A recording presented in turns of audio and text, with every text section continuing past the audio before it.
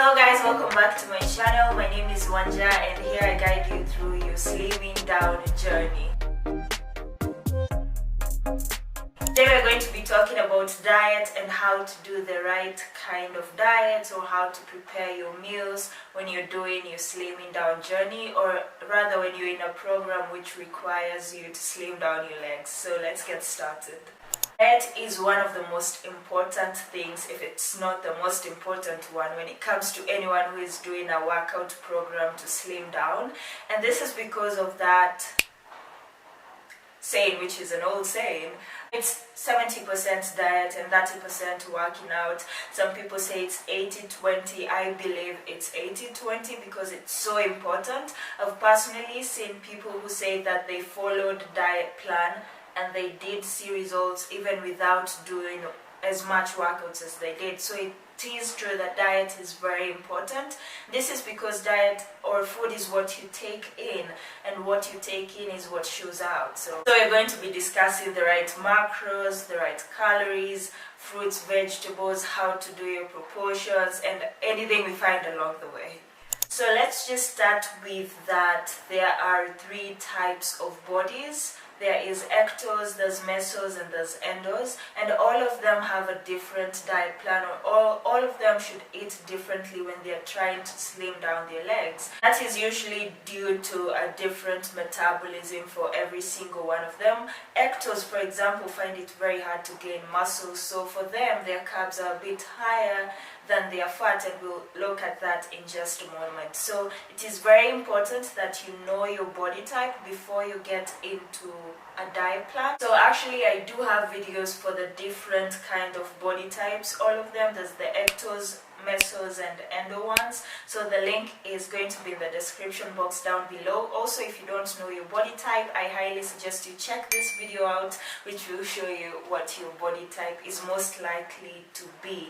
So once you find your body type, then you can go to your specific video, or you can go to your specific blog post, and then you'll find the proportions for you, which are all calculated for you. When it comes to calories, the daily recommended calorie intake for women is usually 2,000, and for males is usually 2,500. And then for any woman who is looking to lose weight, yours is usually less, 500. But for ectos is usually less by just 300, and that is because of their metabolism and their body, how their body produces energy and all those kind of things. So for ectos it is usually less, 300, so theirs is 1,700, but for mesos and for endomorphs is usually 1,500.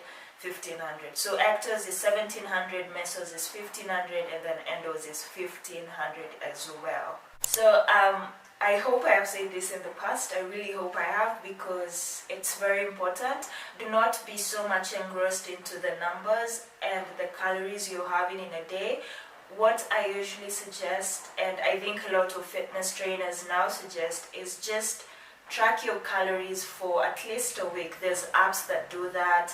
You can look at the packaging and just try to look at the calories in it. You just have an idea of the amount of calories you have in a day, what your range is like, what you need to add, what you need to reduce. So track your calories for like a week, just to give you that general idea. Now, the second thing, which is more important than the calories, is usually the macronutrients, the carbs, the fat, the protein.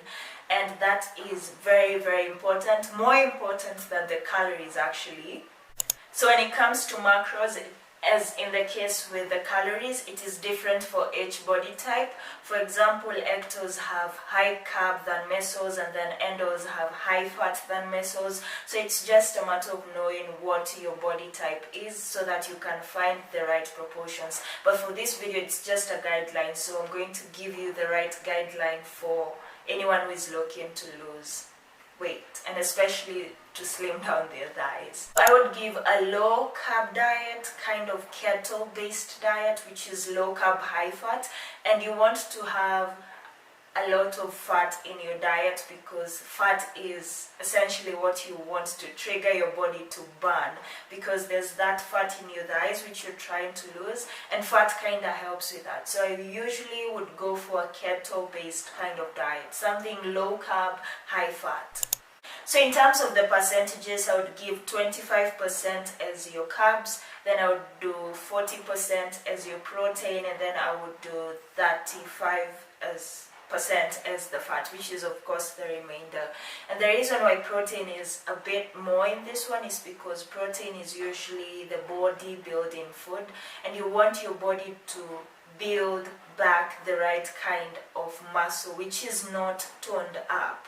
So once you're doing a workout, because of course this diet plan is for anyone who is doing a workout program, you will tear those muscles once you're working out, once you're doing your resistance training. Most of the time you will tear those muscles, so you need the right kind of food to repair that, and that is why protein is also the most important one in this case. So it's extremely low carb, and then it's high fat and also high protein, which is an ideal kind of diet.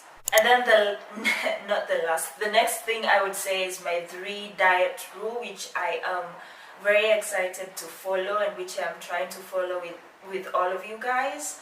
And that is no sugar, no gluten, and no dairy. So I know those sound very easy, but in reality it's a bit hard to incorporate in our daily lives, especially because, for example, where I come from, we are tea people. We drink a lot of tea made from cow milk, and in that cow milk we add, and when we're making the tea, we add sugar, and we drink tea a lot. So when you think about it, there's already the dairy and there's already the sugar in it. So you're trying to cut those completely, which is a bit hard, I'm not going to lie, but there are substitutes for that. For example, with the no dairy now, I try use almond milk for my teas. I'll try pin the pictures of what I use now, and then in place of the sugar, I'm using now stevia as my sweetener. So when it comes to the no gluten one, I have to be honest, that is one of the hardest ones yet. Just because a lot of the foods I love have a lot of gluten in them. All the pastas, the macaronis, the cakes, the cookies, the biscuits, there's so much gluten in that, and slashing all of that out is extremely hard, especially when you know something like mac and cheese has dairy in it, has cheese in it, of course, yeah. So you're slashing that out, and then there's the entire macaroni thing, which is made of a lot of gluten, so you're also slashing that out as well. It's hard. But these days there is non-gluten pasta, which is very exciting to find. Non-gluten oats without gluten, which are gluten-free, which is also I'm extremely happy to find. But when it comes to the cakes and the biscuits and all those things, just try make your own using non-gluten flour. You can use pumpkin flour, you can use sweet potato flour, such stuff. So you want to try slash as much gluten as you can from your diet. So it has started raining. I'm hoping I'll finish this while you guys can still hear me. But the last one is fruits and vegetables. Fruits and vegetables are also very important, but just bear in mind that the fruits and vegetables are calculated in the macros, because some fruits have more carbs than others. For example, bananas are very high carb compared to berries, strawberries, and such things. So you just want to try and find the kind of fruit you have, and that is why I usually recommend following a set diet plan.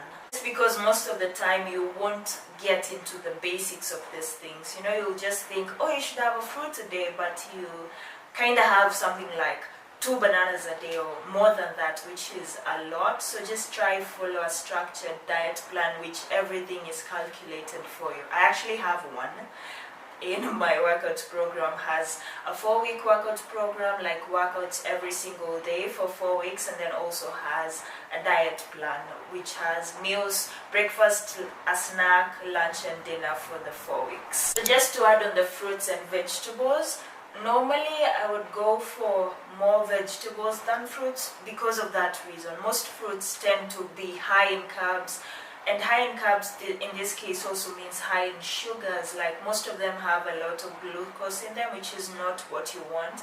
And vegetables are more on the protein and fat side, which is what you want. So as much as fruits and vegetables are important, I would go for more vegetables than the fruit side for that same reason. So I think I'm going to end this video here. The rain is literally pouring so much right now, and I will see you guys next time. Till then, bye.